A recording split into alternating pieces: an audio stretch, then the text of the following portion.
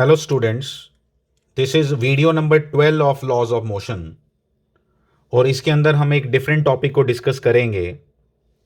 मैं आपको एक्सप्लेन करता हूं। अभी तक जब हम किसी भी स्ट्रिंग को कंसिडर कर रहे थे तो हम क्या मान रहे थे, कोई भी अगर स्ट्रिंग है या रॉड है, स्ट्रिंग ले लो आप, रॉड की बात नहीं करते, अभी स्ट्रिंग की बात करो। एक स्ट्रिंग है, हम ये मान के चल रहे थे कि इसके हर पॉइंट पे टेंशन रिमेन सेम, हर पॉइंट पे। इसीलिए हम एक ही टेंशन कैलकुलेट करते थे, आपने देखा अभी पीछे क्वेश्चंस में। लेकिन वो तभी पॉसिबल है, वो किन किन केसेस में पॉसिबल है और किन केसेस में पॉसिबल नहीं है, इसके बारे में भी बात करता हूं मैं आपसे। क्योंकि यहां पे हम लोग मास को जीरो मानते थे कि स्ट्रिंग का कोई मास नहीं है। लेकिन अगर मास हो तो व्हाट इफ अगर मास हो तो क्या होगा, तो पहले उसको देखते हैं। उसको जैसे ही देखेंगे ना तो अपने आप आपको यह भी क्लियर हो जाएगा कि मास जीरो होने पे हर पॉइंट पे टेंशन सेम क्यों है। फाइन, देखते हैं। ये देखो, ये दो स्ट्रिंग्स मैंने बनाए हैं। यहां इसका मास जीरो है, यहां मैंने आपके लिए लिख दिया कि tension remain same at every point. लेकिन यहां पे इस रोप का मास कुछ है, m। स्ट्रिंग बोलो, रोप बोलो, घबराना नहीं इससे से। अगर इसका मास है, दो बॉडीज के बीच में ये कनेक्टेड है और इसका मास है, तो देखें जरा क्या होगा। तो हमने कहा क्या इस पॉइंट पे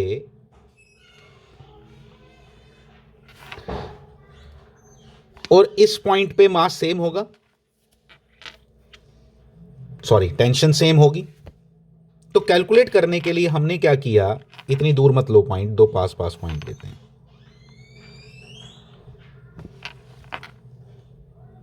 ठीक है, इन दो पॉइंट्स पे टेंशन सेम है या डिफरेंट है। पहली बात ये मैं आपको बता दूं कि इसी चीज को मैं ऐसे डिपिक्ट कर लेता हूं कि जो आपने दो पॉइंट निकाले, अगर इस रोप का, पूरी रोप का मास कैपिटल M है, तो इस पोर्शन का जो इन दो पॉइंट्स के बीच में है, इसका भी कुछ ना कुछ मास होगा। Let it be small m, let it be small m। अगर इसका मास स्मॉल m है तो हमें पता चला, हम देखते हैं इस तरफ अगर टेंशन इसकी T1 है, इस तरफ अगर टेंशन इसकी T2 है, और यहां पे ये रोप जो है ये आगे चल रही है, जैसे बॉडीज के साथ चलती है रोप, ये मान लो एक एक्सेलरेशन a के साथ चल रही है। तो जब मैंने इसकी इक्वेशन लिखी, what it comes out to be, अब ये एक बॉडी मानो जिसपे T1 minus T2 equal to सामने सामने नजर आ रहा है ma, where m is small m is the portion, is the mass of the portion lying in between these two masses। ये इसका मास की बात कर रहा हूं। तो T1 minus T2 equal to ma, तो दैट मीन्स कि T1 equal to ma plus T2। तो सेम कहां हुआ, सेम आया ही नहीं, T1 और T2 इक्वल आया ही नहीं। तो अब एक और बात करते हैं कि T1 और T2 इक्वल कब होंगे फिर। तो T1 और T2 इक्वल तब होंगे जब इनका मास जीरो होगा, जैसा मैंने आपको यहां बताया, कि इनका मास तब, अगर मास जीरो है तो T1 और T2 इक्वल है, क्योंकि T1 minus T2 equal to zero होगा, T1 इक्वल टू T2 होगा।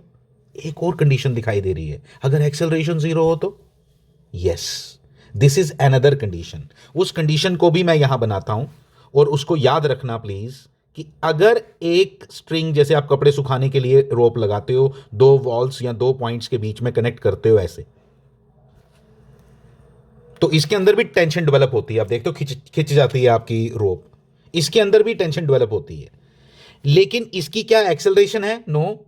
तो यहां पे भी टेंशन हर पॉइंट पे क्या आएगी, सेम, बिकॉज एक्सेलरेशन जीरो है। मास है उसका, इवन दो मास है उसका, लेकिन एक्सेलरेशन जीरो होने के कारण T1 और T2 बराबर आएंगे। लेकिन प्लीज ध्यान रखना, अगर ये हॉरिजॉन्टली कनेक्टेड है तो, ऐसे नहीं। ये भी बात करूंगा डिटेल में। अगर अगर ऐसा कंडीशन आ जाए तो नहीं, अगर ऐसी कंडीशन आ जाए तो नहीं, ये कंडीशन है इसका। ये अगर कैपिटल एम मास का ब्लॉक तुमने लटका दिया इसके साथ, अभी भी इसकी एक्सेलरेशन 0 है। लेकिन अगर इस स्ट्रिंग का मास है, ये मासलेस नहीं है, ध्यान से लिखना एक एक बात को, अगर ये मासलेस नहीं है तो इस कंडीशन में T1 T2 बराबर नहीं होंगे, इस कंडीशन में T1 T2 बराबर होंगे, इस कंडीशन में T1 T2 बराबर होंगे।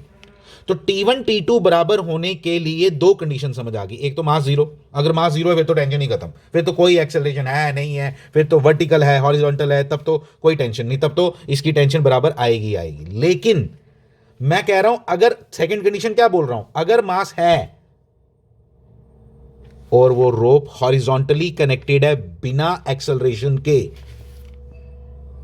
अगर वो रोप हॉरिजॉन्टली कनेक्टेड है बिना एक्सेलरेशन के, तो टेंशन हर पॉइंट पे सेम आएगी। ये आप रूल याद रख लो, T1 minus T2 equal to M A, where M लिख के रखना, where M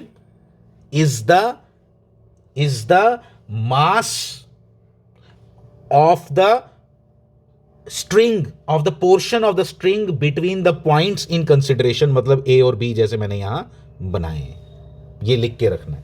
this is the most interesting part. तो इसी बेसिस पे कुछ 2-4 क्वेश्चन करते हैं और आपको क्लियर करता हूं मैं। ये बहुत इंपॉर्टेंट था जो मैंने अभी आपको बताया, अच्छे से अपनी कॉपीज पे लिख के रखो इसको।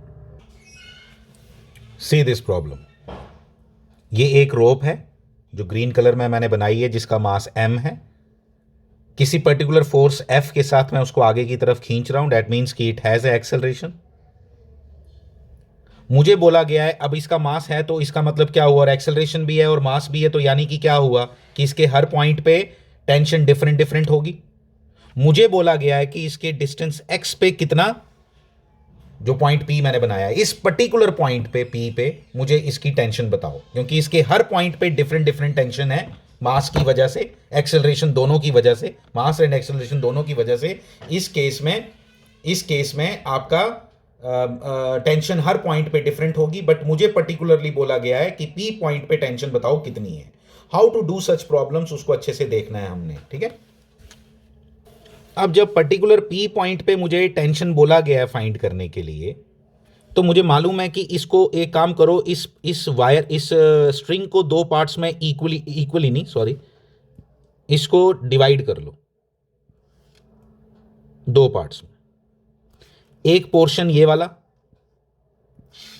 एक पोर्शन आपका ये वाला, ठीक है।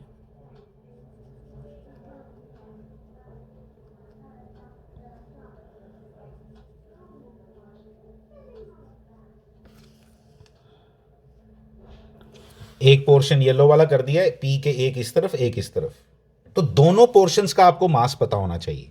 आओ देखें जरा दोनों पोर्शंस का मास कितना है। पहली बात, एक और बड़ी इंपॉर्टेंट बात लिखी है मैंने टॉपिक के अंदर जब वीडियो स्टार्ट किया, यूनिफॉर्म रोप। मतलब यूनिफॉर्म रोप मतलब जो जिस पे आप नॉर्मली बाजार से रोप खरीद के लाते हो, दैट इज यूनिफॉर्म। मतलब हर जगह वो एक जैसी है, हर जगह एक जैसी मोटी है। ऐसा नहीं कि भाई पहली 1 मीटर लेंथ उसकी कम मोटी है, आगे चलते जाओ गोला खोलते जाओ रोप वाला, तो आगे जाके आपकी कम मोटी होती जाएगी या ज़्यादा मोटी होती जाएगी रोप, तो ऐसा नहीं है। तो यूनिफॉर्म रोप है। यूनिफॉर्म रोप का मतलब हुआ कि उसमें हम एक बात, ये बड़ा इंपॉर्टेंट है वर्ड यूनिफॉर्म, जरा समझना। ये पूरा 11th और 12th में यूनिफॉर्म की बात और नॉन यूनिफॉर्म की बात इतनी आने वाली है जिसका कोई हिसाब नहीं है। यूनिफॉर्म और नॉन यूनिफॉर्म के अंदर मान लो एक रोप है जिसकी लेंथ 10 मीटर है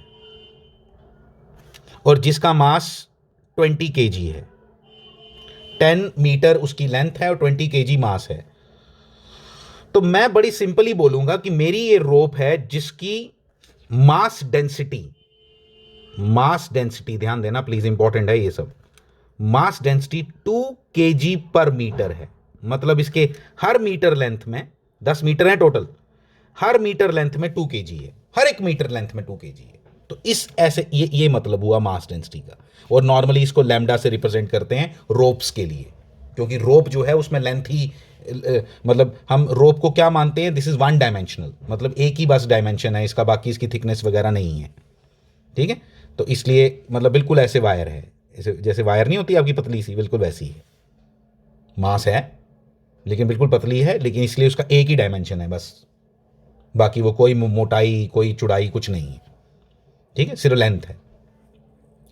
तो उसको हम लैम्डा से रिप्रेजेंट करते हैं। लैम्डा इज इक्वल टू क्या आ गया, 2 kg पर मीटर। 2 kg पर मीटर कैसे निकाला, total mass upon total length, इसको बोलते हैं लैम्डा, मास अपॉन लेंथ। और यूनिफॉर्म है यानी कि हर जगह लैम्डा सेम है, हर जगह लैम्डा सेम है। ऐसा नहीं है कि ये वाला पोर्शन मोटा है ज्यादा, अगर ऐसी जस्ट इमेजिन मैं आपको बताता हूं इस तरह की हो अगर, तो फिर वो नॉन यूनिफॉर्म होगी। कैसी, ये देखो यहां थोड़ी मोटी आगे जाके पतली होगी रॉ, ये आपकी रोप ऐसे, ये नॉन यूनिफॉर्म होगी। यहां पे मास ज़्यादा होगा अगर सेम मटेरियल की है, तो यहां पे मास ज़्यादा होगा, यहां मास बहुत कम होगा। तो इसको नहीं ना ऐसे लिख सकते फिर कि 2 kg पर मीटर, नहीं ना लिख सकते। 2 kg पर मीटर कैसे लिखेंगे इसको, इन बातों को प्लीज़ समझो, मैथमेटिक्स इन्वॉल्व है इसके अंदर। आगे आगे जाके हमने कम से कम 100 टाइम्स ये वाली बात यूज़ करनी होगी, आप इमेजिन नहीं कर सकते हो ये जो बात मैं अभी कर रहा हूँ आपके साथ, ठीक है। तो इसलिए this is very very important. करेंगे आहिस्ता आहिस्ता और डिस्कस करेंगे, आपके दिमाग में आएगा, अभी आप घबराओगे मुझे मालूम है, लेकिन जैसे जैसे आगे बढ़ते जाओगे आपको क्लियर होता जाएगा व्हाट आर दीज थिंग्स, कि क्या है यूनिफॉर्म मास और ये सब। वापिस आते हैं आपको एक क्वेश्चन के अंदर, घबराना नहीं, जो मैंने अभी बताया। टोटल मास इस रॉड का कितना है, जरा दो चार चीजें हम बता दें जरा। टोटल मास कितना है, एम। टोटल मास कितना है, एम। अगर मुझे कोई पूछे इस पोर्शन का मास कितना है, तो मैं क्या बोलूंगा, ये येलो वाले पोर्शन का, येलो वाले पोर्शन का मास कितना है, जो पॉइंट पी से लेफ्ट साइड पे है, कितना है मैं बताऊं, एम अपॉन एल। पूरी लेंथ का मास कितना है, एम। तो 1 मीटर का कितना हो गया, एल मीटर इसकी टोटल लेंथ है। तो 1 मीटर का मास कितना हो गया, M upon L multiplied by X. ये मास है येलो पोर्शन का। इसी एम अपॉन एल को आगे जाके हम लैम्डा बहुत बार लिखने वाले हैं, अभी मैं जानबूझ के नहीं लिख रहा, आप ज्यादा कंफ्यूज हो जाओगे, ठीक है। और ये वाली ब्लू पोर्शन का मास कितना है, देखो मैं लिखता हूं आपको समझ आएगा। ब्लू वाली पोर्शन का मास कितना है, that mass will be equal to, फिर से एम अपॉन एल, 1 मीटर का हो गया एम अपॉन एल। कितने मीटर है भाई ये, एल माइनस एक्स मीटर्स। तो ये आ गई आपकी एक और कहानी, ठीक है। तो ये हमें समझ आ गई, ये बात समझ आ गई। फिर एक और बात, एक्सेलरेशन कितनी होगी इसकी, एक्सेलरेशन कितनी है, A is equal to F upon M, खत्म। वो तो सिंपल है, पूरा मास ले लिया, एक्सेलरेशन तो पूरी पूरी रोप की एक जैसी है ना, वो थोड़ा डिफरेंट है कोई। अब देखो इसको सॉल्व कैसे करेंगे। ये पहले पोर्शन मैंने ले लिया, कौन सा वाला, ये वाला पोर्शन ले लिया आपका एपी वाला।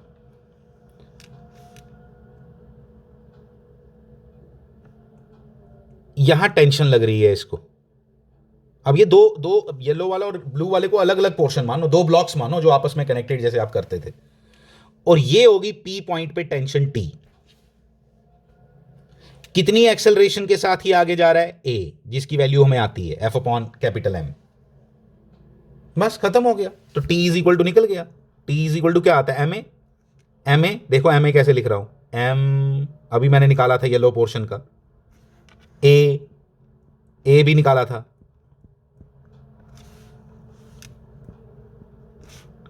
कट गया। तो टी इक्वल टू क्या आ गया, निकाल ली टेंशन हमने पी पॉइंट पे, कितनी कितनी, F x upon L. F x upon L, formula भी याद रखना है, जिसने वो रख सकता है, मेरे से तो नहीं रहते, तो आपको रखने, आप याद ये रखो फॉर्मूला, कि ऐसे यूनिफॉर्म रॉड हो। पहली बात ये कि यूनिफॉर्म रोप है, यूनिफॉर्म स्ट्रिंग है, यूनिफॉर्म रॉड है, you can say uniform rod है, जिसका मास कैपिटल एम है। आप कहोगे सर ब्लू वाले पोर्शन की जरूरत नहीं पड़ी, बिल्कुल नहीं पड़ी, नहीं पड़ी तो क्या करें, हमने निकाल लिया, जो हमें टेंशन एक्सपेक्टेड थी वो हमने निकाल ली, कि भाई डिस्टेंस एक्स पे लोगे तो इतना आएगा आंसर। यही क्वेश्चन आपको वैल्यूज में दिया हो तो वैल्यूज में भी आपको करना आना चाहिए। मान लो एफ आपको दिया हो 20 न्यूटन, एक्स दिया हो 2 मीटर, टोटल लेंथ दी हो रॉड की 10 मीटर, करो, कुछ नहीं है इसमें, वेरी सिंपल। हमने तो जनरल क्वेश्चन कर लिया इस पे। आप ब्लू वाला पोर्शन कंसिडर करके देख लो, ये लो ब्लू वाला पोर्शन भी कंसिडर कर लेते हैं, पीबी वाला। तो पीबी वाले पोर्शन पे ये आ गई टेंशन, इधर आपको मालूम है टेंशन हमेशा ऐसे बाहर की तरफ निकलती है, ये आ गई टेंशन टी, ये आ गई आपकी फोर्स एफ, ये आ गई इसकी एक्सेलरेशन ए। मैं क्या लिखूंगा, F minus T is equal to M A. M कौन सा लिखोगे, इसका एम मैंने अभी निकाल के दिया था आपको, M upon L into L minus X वाला, वो करो आप, देखो सेम टेंशन आएगी आपकी। इससे कॉन्फिडेंस बढ़ता है, जो टेंशन ये निकाली वही टेंशन उधर से आएगी, कोई डिफरेंट नहीं आएगी, क्योंकि एक पॉइंट, ये तो पी एक पॉइंट है ना, तो एक पॉइंट पे तो टेंशन सेम है ना, ये कोई दो डिफरेंट पॉइंट थोड़ा है, एक पर्टिकुलर पॉइंट की बात हो रही है। This is very very crucial, very very important, थोड़ा सा डेप्थ ज़्यादा है, सीखो, लेकिन सीख आ जाएगा आपको, सब आएगा, करके देखो ये 12th में बहुत हेल्प करेंगी ये सब चीज़ें, यूनिफॉर्म मैंने जो अभी आपको बताया और ये सब। एक और क्वेश्चन करते हैं। अब देखो ये नेक्स्ट प्रॉब्लम बना दी, वही रिंग वही रॉड, लेकिन इस बार मैंने एक्स की टर्म्स मैंने इस बार वैल्यूज़ दे दी आपको। 6 kg इसकी रॉड है, 6 मीटर की इसकी लेंथ है, ठीक है, 6 मीटर की इसकी लेंथ है। जिनको समझ आया हो तो मैं बता देता हूँ, लैम्डा इसमें 1 आएगा, 1 kg पर मीटर, 1 kg पर मीटर को बोलो, हर एक मीटर में इसके 1 kg लेंथ वेट है, ठीक है, 1 kg इसका मास है, ठीक है। एक्सेलरेशन निकालता हूँ सबसे पहले, ये लैम्डा क्या होता है मैं पहले बता देता हूँ, लैम्डा क्या है, total mass upon total length, formula नहीं है कोई, total mass upon total length lambda हो गया, उसी के अकॉर्डिंग इसकी यूनिट भी निकाल ली है हमने। अब इस क्वेश्चन को करना है वेरी सिंपल, फिर से वो येलो और ब्लू वाला जो पोर्शन मैंने पहले भी बनाया था वैसा ही इसको ब्रेक करना है, करते थोड़ा रहना है मैंने अब इसको सीधा मैंने कुछ नहीं करना। एक्सेलरेशन निकालो सबसे पहले, acceleration equal to 120 minus 60, net force कितनी है 120 माइनस 60 कितना हो गया 60, अपॉन टोटल मास कितना है 6, 10 न्यूटन पर मीटर, सॉरी 10 मीटर पर सेकेंड स्क्वायर इसकी एक्सेलरेशन आ गई, फाइन, याद रख लिया हमने। फिर हमने ये वाला पोर्शन बना लिया, यहाँ टेंशन टी दिखा दी, यहाँ पे 60 न्यूटन दिखा दिया, पिछली बार नहीं था लेकिन इधर है, क्या करें, ठीक है। अब इसका मास कितना होगा 2 मीटर वाले का टोटल, आप कॉमन सेंस देखो, 6 kg मास है 6 मीटर का, तो 2 मीटर का कितना होगा 2 kg। अब इतनी सी बातें नहीं आएंगी तो कैसे चलेगा काम, इसका ये 2 kg मास है, इसका 4 kg मास है, इस तरफ आपने वो वाला पोर्शन लेना है वो वाला ले लो। कितनी एक्सेलरेशन के साथ आगे जा रहा है ये 10, मैं इसको ए लिख रहा हूं, यहां से क्वेश्चन हमने कर भी लिया, कितना मास मैंने बोला इसका 2 kg मास है इसका, उसका 4 kg है, तो t minus 60 equal to t minus 60 is equal to 2a, t is equal to 80, तो 80 न्यूटन आ गया, बस खत्म, दूसरा पोर्शन लेने की जरूरत ही नहीं है, लेना ले, मैंने पिछली बार भी आपको लेके दिखाया कि कैसे आंसर निकालते हैं, आप भी लो सेम 80 न्यूटन, देखो आता है या नहीं आता है, सेम 80 न्यूटन आना चाहिए, बस यही सारी कहानी है इसकी, नथिंग एल्स, ठीक है। तो एक और क्वेश्चन करते हैं इसी बेसिस पे। This is the next problem. अब देखो ये वर्टिकल है सिस्टम, वर्टिकल सिस्टम में एकदम एमजी पिक्चर में आ जाता है, ठीक है, पहले क्या था, पहले तो वो हॉरिजॉन्टल था, उसमें एमजी पिक्चर में नहीं आएगा, वो एक टेबल पे पड़ी हुई चीज़ें थी, ये तो सीधा सीधा इसको इसमें एमजी पिक्चर में आना है, बस इतनी बात आपको मैं बता देता हूँ, ठीक है। तो आप सबसे पहले इसमें एक्सेलरेशन निकालो इस पूरे सिस्टम की, देखो कैसे निकालेंगे, टोटल नेट फोर्स निकालो पहले कितना आता है, अच्छे से प्लीज़ एक एक चीज़ मैं आपको समझाऊंगा, ध्यान से सुनोगे आप। ए इक्वल टू आएगा, नेट फोर्स पता कितनी है, ऊपर की तरफ जो फोर्स लग रही है वो सिर्फ 200 न्यूटन है, बाकी जितनी फोर्सेज हैं सब नीचे लग रही हैं, बताऊं कौन सी, -20, ये कौन सा -20 हुआ, इसका एम जी, नीचे की तरफ जो ये वेट लगा रहा है अपना 2g 2 mg 2 इंटू 10, ठीक है, -30 रोप का वेट 3g, -40 -20, ये देखो ये वाला -20 अपॉन टोटल मास कितना है 9 kg, ठीक है, कितना बनाइए 200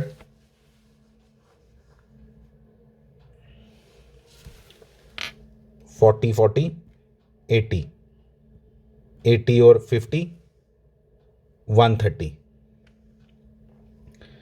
80 और 130 हो गया, 200 -20 180 40 40 80 80 110 90 आ गया, 90/9, 90/9 दोबारा देख लो, 80 80 प्लस 30 110, हाँ 90/9 10 मीटर पर सेकेंड स्क्वायर, 10 मीटर पर सेकेंड स्क्वायर इसकी एक्सेलरेशन आ गई नेट। पहली बात ये बड़ी इंपॉर्टेंट होती है जो हमने कर दी। नेक्स्ट, एक्सेलरेशन 10 मीटर पर सेकेंड स्क्वायर हमने निकाल दी, फाइन। अब देखो मैं क्या करने वाला हूं, एक सिस्टम लूंगा पहले, ये 2 kg का ब्लॉक और इसके साथ ही नीचे ये रोप, उतना ही पोर्शन जितना पॉइंट है मेरा, जहां तक मैंने, ये मेरा रोप का पोर्शन आ गया, फाइन। फोर्स इस पे लग रही है ऊपर कितनी, 200 न्यूटन। अब इसकी फ्री बॉडी डायग्राम है, समझ लो, ये इतने पोर्शन की, इतने पोर्शन की, ठीक है। अब what will we do,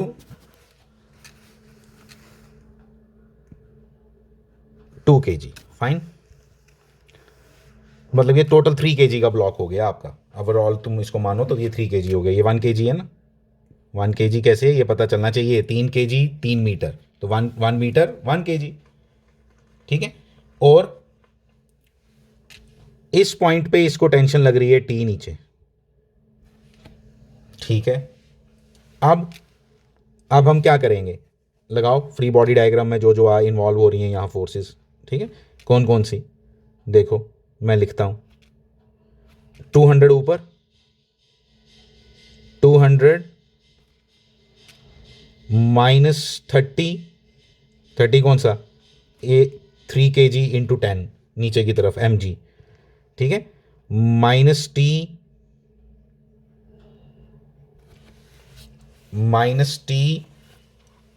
equal to ma, equal to ma। कोई और तो नहीं मैंने फोर्स छोड़ दी, नहीं, बिल्कुल नहीं, इक्वल टू 3a। 3a कितना है, a है 10, तो 30 हो गया, ठीक है। 30 प्लस 30 60 हो गया, t इक्वल टू 140 आ गया, तो t equal to 140 newton answer है जब हम इसको सॉल्व करेंगे, जब हम इसको सॉल्व करेंगे। बहुत आराम से ये क्वेश्चन करने वाले हैं, जल्दबाजी नहीं करना इनमें, अच्छे क्वेश्चंस हैं, डिफ़िकल्ट क्वेश्चंस हैं, मैं बिल्कुल बोलूँगा कि डिफ़िकल्ट हैं, लेकिन अगर एक एक बात, एक एक चीज़ अगर आपने ध्यान से सुनी है तो इसमें प्रॉब्लम नहीं आ सकती। ना इसमें कोई एंगल का लफड़ा है ना कुछ है, इसमें सिंपल बातें हैं, ठीक है। लेकिन थोड़ा कॉन्सेंट्रेशन, कोई फोर्स ना छूटे। आप देखो आपके साथ साथ मैं कर रहा होता हूँ, ठीक है। मैं कोई वीडियो में पहले से बना के नहीं रखा है, मैंने ये सब कैलकुलेशंस आपके साथ अभी बैठ के की हैं, ठीक है। तो इसलिए अब मैं भी आराम से करता हूँ, आप भी आराम से करो और गेट द आंसर्स। इस तरह से ये अप्रोच है हमारी क्वेश्चंस को करने की। कोई भी फोर्स आपसे छूटे ना जब भी आप कैलकुलेशंस करो, ठीक है। खासतौर पे mg का बड़ा खास ध्यान रखना पड़ता है। टेंशन मैंने आपको बता दी। एक और बात, आप फिर दोबारा से नीचे वाला पोर्शन लेके, ठीक है, नीचे वाला पोर्शन लेके भी ये सेम आंसर ला सकते हो, 140 Newton. Thank you very much.